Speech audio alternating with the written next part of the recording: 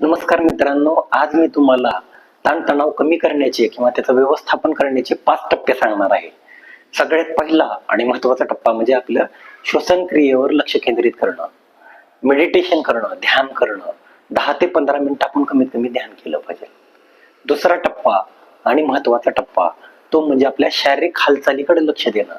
शारीरिक हालचाली म्हणजे काय? शारीरिक हालचाली म्हणजे आपण व्यायामावर लक्ष केंद्रित करणं, योगावर लक्ष केंद्रित करणं, ह्या झाल्या शारीरिक हालचाली. तिसरा आणि सगळ्यात महत्वाचा अजून एक टप्पा तो म्हणजे टाइम मॅनेजमेंट करणं.